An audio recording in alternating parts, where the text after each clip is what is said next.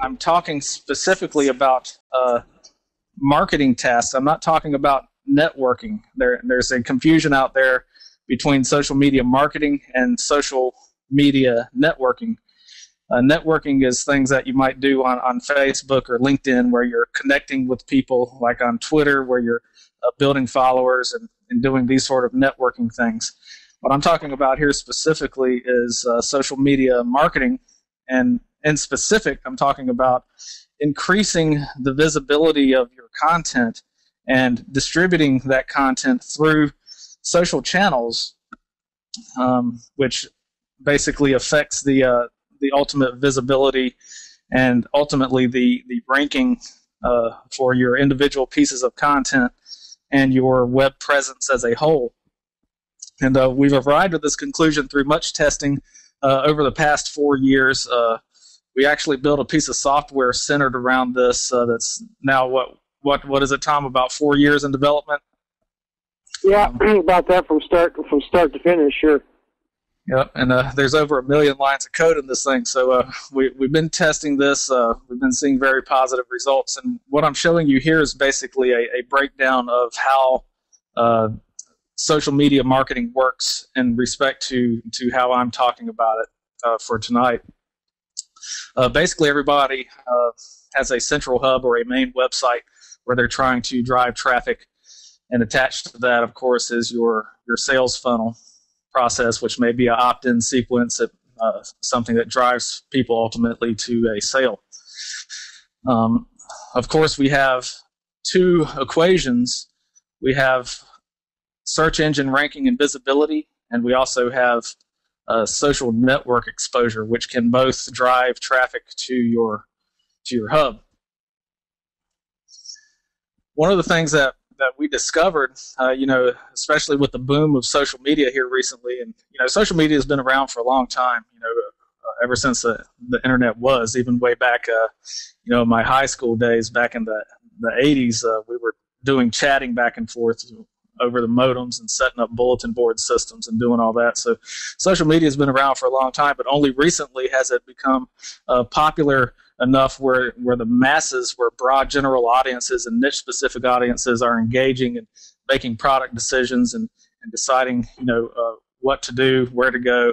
And more so nowadays, people are using social media to make buying decisions. So it's real important now to have your presence visible in these networks. So what we've got here, basically, as I was saying, we have your central hub, and we have here what we call a content syndication network. I'm going to go into a little bit of discussion about this, these content syndication networks and how they work. I'm going to go to, let's start out with Dig, for example. Pull out my pen tool here. If you go to Dig, you'll notice that Dig is community driven. Whenever somebody submits a piece of content, it's more or less visible in the network. It's when you first submit it, it's less visible because it hasn't been dug up the chain yet. So the visibility on it is rather low. So that's represented here with the digs. When I say social buzz, what I'm talking about is the number of actions or the number of references or the number of votes, for example, on Dig that have occurred on a single piece of content. So in this case here, you can see that this item has 80 digs, this item here has 115 digs, and so on and so forth. And then the idea is that, the more digs something gets, the more visible it becomes in the network. You can see here I'm on the front page of Dig, so the millions of people hitting the front page of Dig every day, these three pieces of content I've highlighted here are highly visible. Not only are they visible and you're gaining, or these pieces of content are gaining exposure through this single social network, but the search engines are also paying attention to this level of buzz.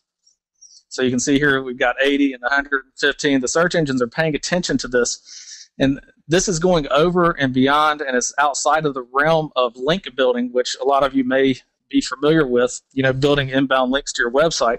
Well, this is a completely separate ranking factor that you're going to start hearing more and more about probably in 2010 and beyond.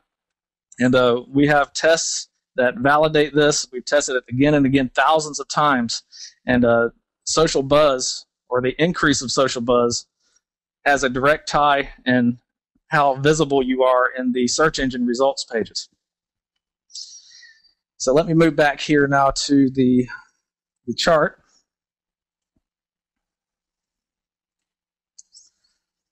Okay, so a content syndication network is basically where you might go to Dig, you'll create a profile inside of Dig, and you'll start networking with other Dig users, and you'll network with those people. And there's kind of an unwritten law that happens in Dig, especially among power users. Dig power users have friends that they've friended on these networks that have tons of followers beneath them. And they all friend each other with the understanding that, hey, when I submit a piece of content and let you know about it, you need to vote my story upwards. And these guys understand that by that upward voting, that they're going to get more visibility for their client. Now, going back to Dig again, this link here, since it's on the front page, not only does it have huge visibility on Dig itself, but what it's going to do is that, all the people that see that link and it's relative to their market, they're going to reference it, they're going to blog about it, they're going to take this content from Dig and submit it to Reddit, they're going to tweet about it on Twitter, they're going to submit it to Delicious as a bookmark, they're going to do all manner of things. This is happening naturally all the time. Now you can look at these users. This was submitted by Mosty, and this one here by Mike K. And these users have syndication networks under them, so you can actually click into their profiles, and you can look and see. Let me try this here. I think I have to erase drawings first. Yep.